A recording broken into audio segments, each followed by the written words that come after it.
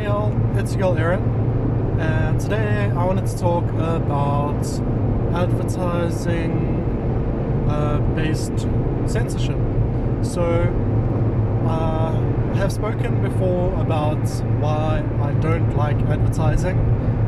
I guess I can give you a short recap of that. So, I don't like the fact that it is without people's consent. So, when you are choosing what to watch, you choose based on a specific content, and then advertisers basically want to put themselves in front of you without you asking for it, so that they can try to influence you or sell you something.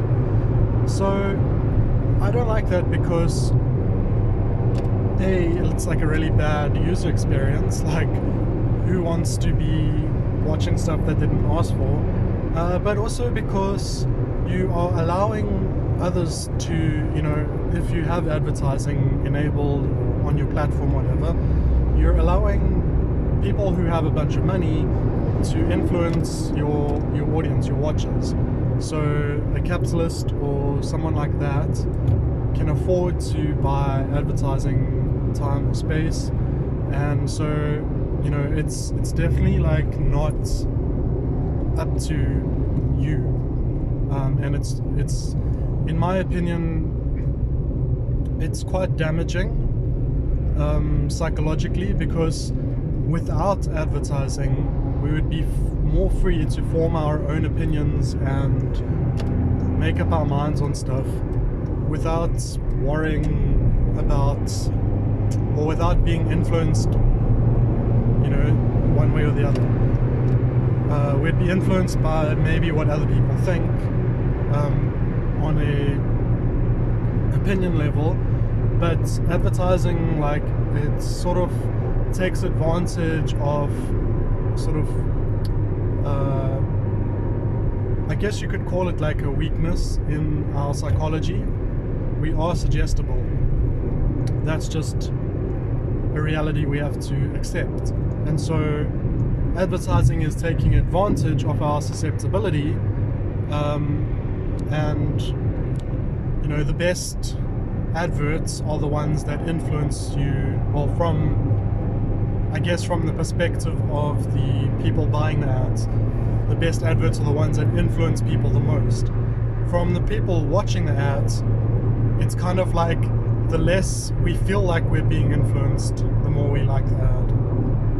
Or, the more we feel like we would have watched that anyway, So I guess it's up to the advertising and the marketers to try and create content that influences you without you realizing it. And that is subversive, in nature. That is damaging, in my opinion.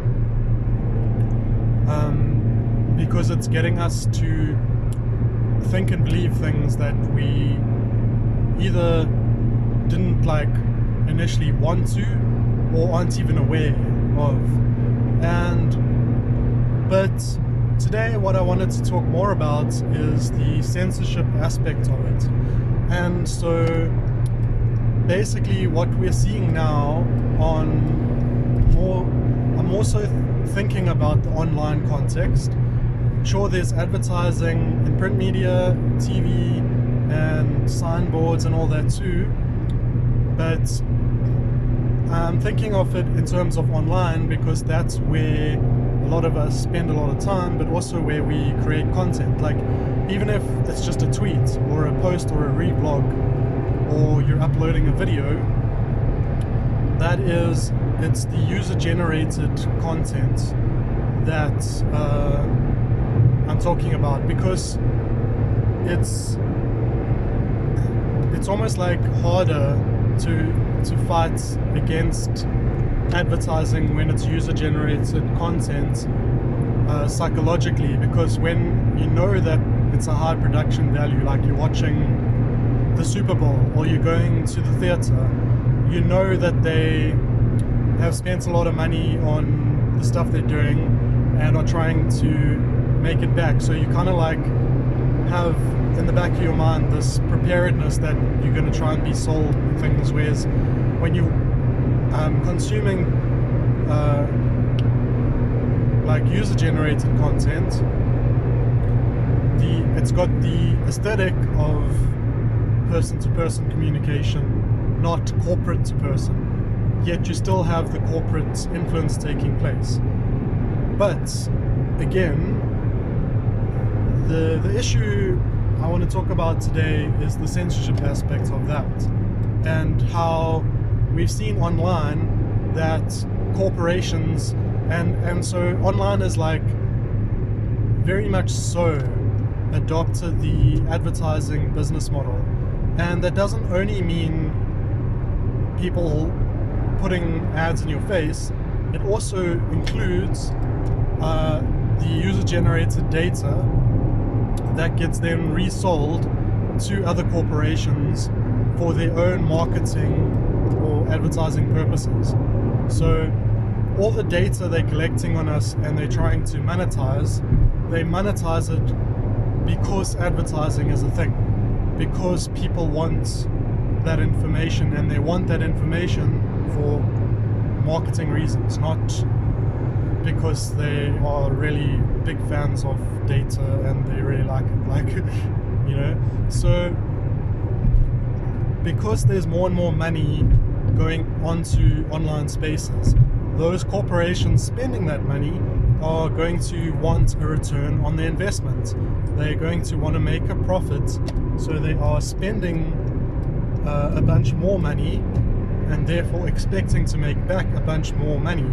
And so in order to make back their money, they would like to have a more compliant and sort of like a more fertile or easily marketable audience.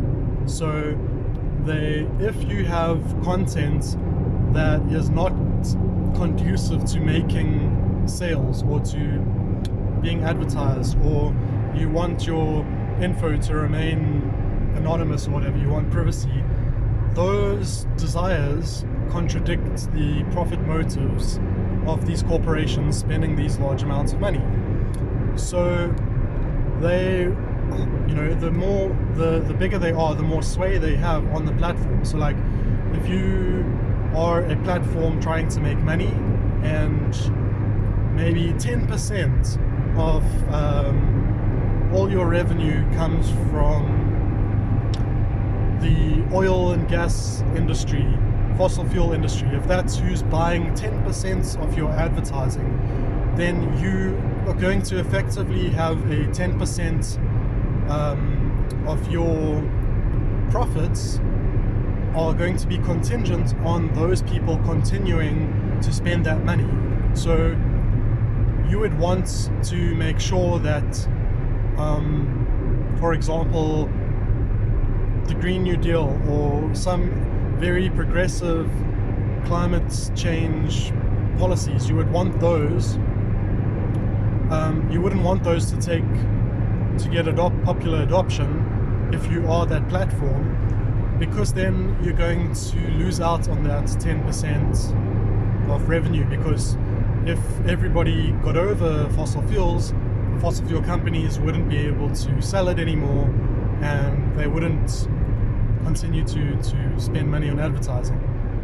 Although they probably will only stop spending money on advertising once they are completely dead. So, but you are still going to want to try and keep them happy if you're going to want to hold on to that money. But that applies across the board, whether it is not wanting controversial content, not wanting, like for example, your advertisement to be on the same screen as something that is maybe socially unacceptable or controversial, because then it may create negative associations. So like, if you are trying to sell something that you think kids will want to consume, then you're going to probably not want some hardcore X-rated content next to that, because that's gonna make either like parents are gonna be like, whoa, like I don't want to go on this platform with my kids, and then the kids aren't gonna be getting influenced by the adverts, or whatever it may be. Like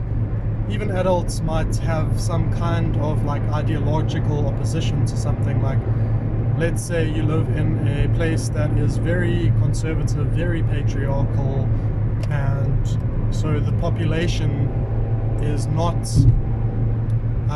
wanting women to have control over their bodies because of some ideological loyalty to patriarchal belief that men get to decide, or the government should get to decide, or what have you should decide whether it's okay for you to get an abortion or not. So they don't want, so then if you made content that was pro-abortion, you would now be offending the people that the marketers are trying to advertise to, and that would make your content less appealing to them than the content that isn't offending those target audience.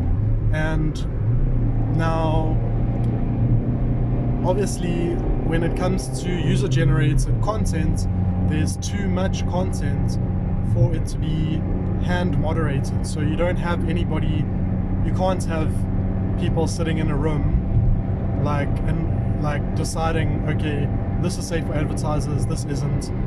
You're going to have to rely on the platform itself having some kind of mechanism for filtering out the stuff that advertisers don't want. And so you could have something like a report feature that, the people can report stuff that is undesirable or whatever, and then you action on that. But then again, what if people aren't reporting something like what if people don't want to report fossil fuel adverts? I mean, reporting takes a bunch of time and effort as well, and you might just want to get the ad over and done with, like wait 5 seconds and skip or what have you. Like you might not, it's not really, it doesn't give them as much control as they want. Now what gives them a ton of control is if they have like an algorithm, because an algorithm can be fine-tuned to filter out as much of the stuff that is not advertiser friendly. And so this could even just be in the general sense of it's not safe for work content, and the advertisers want a safe for work marketplace to sell you like content time place. It could get more specific than that, and yeah, so pretty much all of our platforms for user-generated content today do that primarily as how they control for advertisers, is via the algorithms. And so the algorithms are going to try to identify either people that are making the platform look bad to advertisers or are hurting sales or marketability. And I even mentioned before how advertisers, they can set the tone when it comes to things like social issues, because if they are only willing to spend money marketing towards, for example, 2 genders, then they're going to bias against content that is trying to break down the two gender paradigm. So the platform isn't going to want to have non-conforming people become prominent, because if they do, advertisers will be like, well, why are you making those people popular when we can't market effectively to them or their audience? Like if you have this huge amount of like not binary audience or creators, then they will either need to start creating advertisements and marketing plans targeting that demographic, or if they don't want to, and they usually are not going to want to outlay new... Oh, my phone's lighting sensing is getting weird. They're not going to want to outlay like the money to develop those new marketing strategies, so they will probably fight back and be like, just don't give those people prominence. Like promote the people that are sticking to the patriarchal norms here, please. And also maybe they'll just say, well, like that not binary content is too controversial, you know. And same with like anti-capitalist content. It's maybe just against their business model. It's too controversial. It's not fitting in with what the advertisers and the corporations buying the advertising want, and so platforms will try to de-emphasize that. And now obviously people want as much engagement and reach and exposure as possible, because if you are making content and then sharing it socially, even if it's not very important to you, it is at least a little bit important to you that other people see it. Otherwise you wouldn't have posted it. So you might want to get as much exposure as possible, and so we become aware of the algorithm's intentions by seeing which stuff gets promoted and which stuff doesn't. And if you are a YouTube creator, you might be like hyper aware of this, because it can be such a huge difference. Like if you get picked up by the algorithm, it can basically be like, you know, a success like factor, like, or like not if you get ignored by the algorithm. It's, you know, it's like functionally equivalent to making bad content because nobody ends up seeing it. So yes, good content can have organic reach, and but the thing is that the more people who see the content, if it's gonna grow organically, if you're gonna get a lot of organic shares, it still matters how much the algorithm promotes you, because even with a highly organically, or you would then call it viral, I guess, but content, how viral it gets or how much organic growth it gets is also dependent on how much help you get from the algorithms.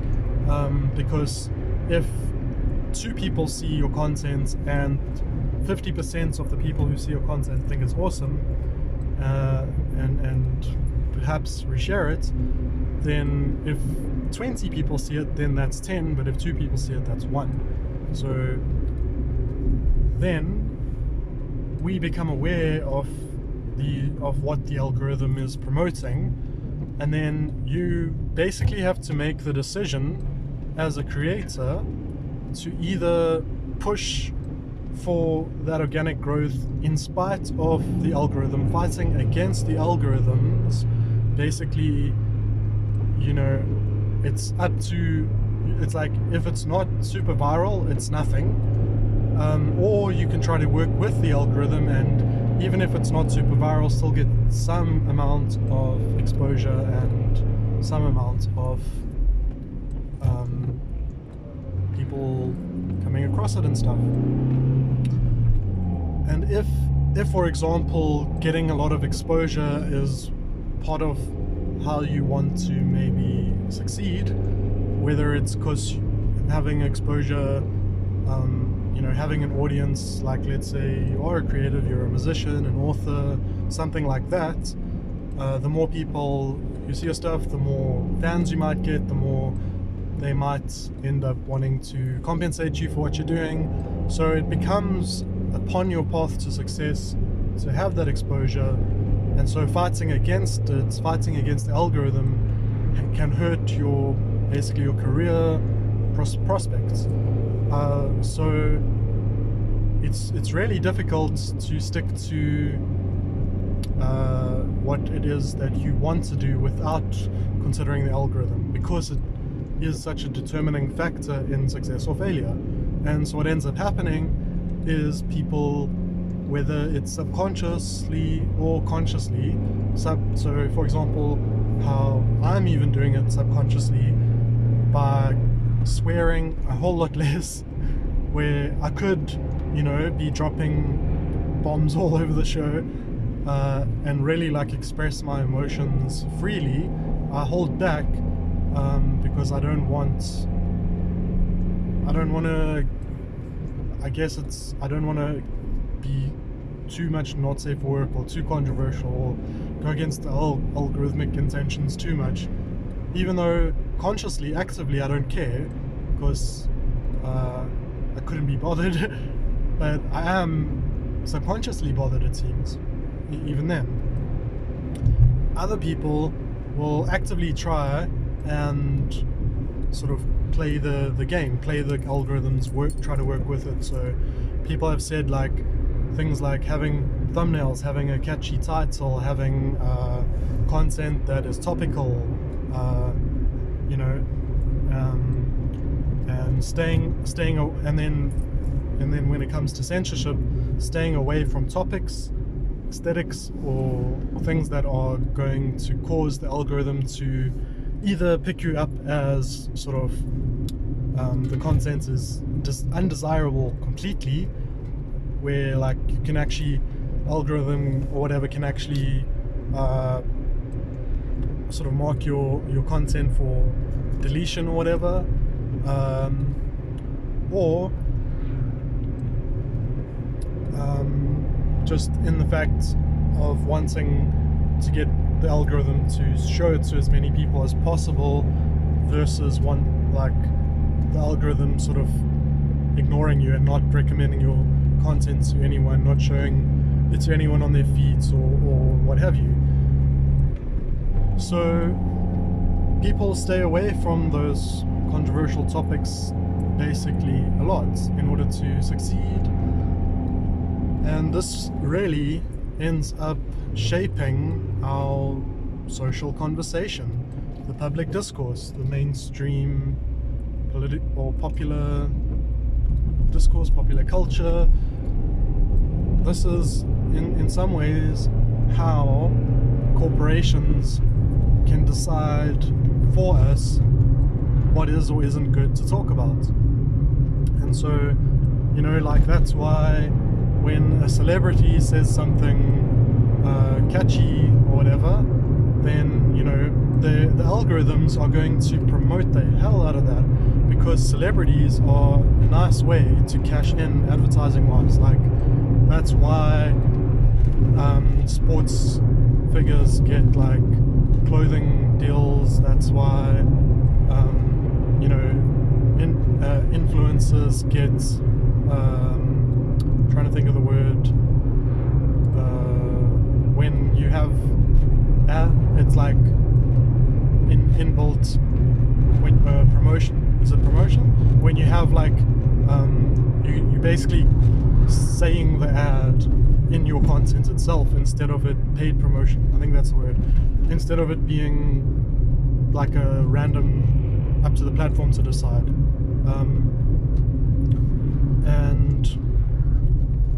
So I guess that's how it sets the tone. Celebrities, for example, it's like, yeah, let's have more of this, and the more like controversial like opinions that challenge the status quo are not very marketable, and the algorithms and the corporations that are basically pulling the strings on the algorithms don't want that kind of stuff to go out there. Then the content creators are conforming to the algorithm because they want success, and then what you end up seeing is what the corporations are mostly okay with you seeing for the most part, unless you're going out of your way to not just look at what the algorithms spit out, but you might be actually going to look for other types of content. So we really are up to the mercies of the algorithms, and this is also why I think the left needs to be way more anti-advertiser than they are. I don't think it's okay if you're a leftist to be trying to make money off of advertising, and even if you don't buy the line that it is exploitative and you're exploiting your audience, which I do think is true, but you can hopefully recognize how the self-censorship and the algorithm whispering is really giving out over control of the public discourse to corporations and basically the rich, because they're the ones who own the corporations. So yeah, how do we solve that? Well, if we abstain from advertising, demonetize your videos and try and get support through, I guess if it's a paid promotion, then it's like half and half, because you're still going to want to be advertiser friendly, but you might be able to find an advertiser who's not as like egregious as others. But I think what we really need is for people to vote with their wallets by supporting this content they like in other ways than watching ads. It's like, you know, like you get those like websites, like I know like the file share websites are like where they want you to subscribe, but then they're like, but if you go and watch this ad, then you can download the file, or if you fill out the survey, you know, then you can download the file or whatever. And that's what you're doing when you have advertising. It's like, you know, it's like you can watch what I'm making, but you first have to do that. And so we need to get away from that. And another way that we could get away from that is by having algorithms that are in our own control. So one way people try to do that kind of thing is through something like Reddit, where it's up to upvotes to see what rises up to visibility rather than randomness, or rather than what the algorithms originally want. So like if it's YouTube videos and you go to like BreadTube, which I don't recommend because a lot of content on there is problematic, but anyway, that's one option. But what it's still corporately owned, and Reddit is then also gatekeeping, and also the people that promote social capital, like the people who already have the most support get more, and the people who don't have much struggle to get any. So if we had something that, like a website you went to that showed you like content that was the least popular, like instead of the most, it was like, these are the things that are least watched, but within whatever criteria you were looking for, that could be something interesting. I think it's important for us to develop our own algorithms, but algorithms that are socially owned, funded by people, not corporations, so that it can be made to suit what's in the best interests of the public discourse, not the corporate interests, not the advertising. But in order for us to get those kinds of algorithms developed and funded would mean people who want to develop it, e.g. maybe socialist software developers, would need to be funded to do it. And the problem with that is, you know, again, like how with advertising, it needs people to actually pitch in and not have those developers be paid by corporations, but by people, which is kind of why I'm probably going to restart my Patreon, just in case that ever happens to me and I can start working on those kinds of algorithms and stuff. Yeah, anyway, that's all for today. Thanks for watching. Bye.